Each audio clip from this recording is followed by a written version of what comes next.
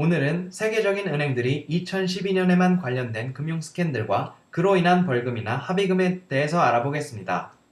시작하기 전에 말씀드려야 할 게 있는데 환율은 현재 1달러에 1064원, 1유로에 1384원, 1파운드에 1707원을 기준으로 한 겁니다.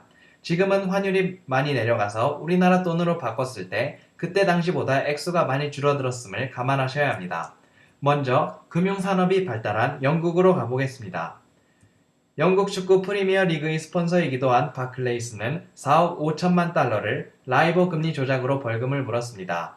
라이보 금리 조작에 대해 궁금하신 분은 제가 만든 라이보 금리 조작에 대한 동영상을 지금 클릭해주세요. HSBC는 마약 조직과 테러리스트들의 돈 세탁을 했지만 묵인한 혐의로 역대 최고 액수인 20억 달러로 합의를 받습니다. 더 월드 로컬 뱅크 국제적인 은행이라 자부하는데 국가 간 결제가 필요한 테러리스트와 마약 조직에게 인정을 받았나 봅니다. HSBC는 추가적으로 10억 달러를 다른 데다 써야 할 합의금으로 마련해 두었습니다.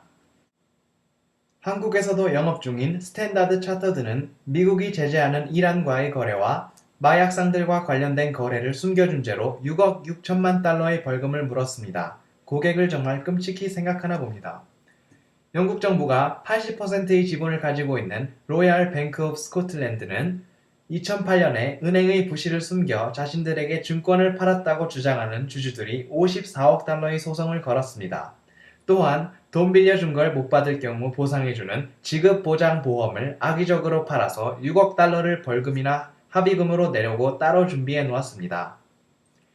영국 대형은행 4개와 중소은행 7개가 금리 파생 상품을 3만 개가 넘는 중소기업에게 악의적으로 속여서 팔아 손해를 끼쳤습니다. 바클레이스, HSBC, RBS는 6억 3천만 파운드를 미래에 보상하기 위한 준비금으로 마련해 놓았습니다. 이번에는 세계 제1의 금융도시 뉴욕을 필두로 한 미국 은행들의 사건들을 알아보겠습니다. 모건 스탠리는 페이스북을 주식시장에 등록해서 자금을 모으는 IPO에서 부적절하게 자문한 이유로 500만 달러를 물었습니다. 모건 스탠리는 수정된 재무정보를 IPO 전에 개미 투자자를 제외하고 선별적으로 월스트리트의 투자은행들에게 배포하였습니다. IPO로 100억 달러 이상의 자금을 조달하고 모건 스탠리를 포함한 IPO에 참가한 투자은행들은 1억 7,600만 달러를 벌어갔습니다. 한때는 주가가 반토막 났던 걸 생각하면 500만 달러는 오버해서 말하면 카드 수수료 정도 되겠네요. 미국의 대형은행 5개가 약탈적인 주택담보대출 영업으로 정부와 합의를 보았습니다. 이 은행들은 뱅크 오브 아메리카, 웰스파고, JP모건, 시티은행, 엘리파이낸셜입니다. 이 5개의 은행들은 250억 달러의 합의금을 봅니다. 나라 경제를 말아먹고 250달러로 퉁쳤네요. 250억 달러는 우리 돈으로 26조 원입니다. 뱅크 오브 아메리카라는 미국의 중앙은행 같은 이름을 가진 은행입니다.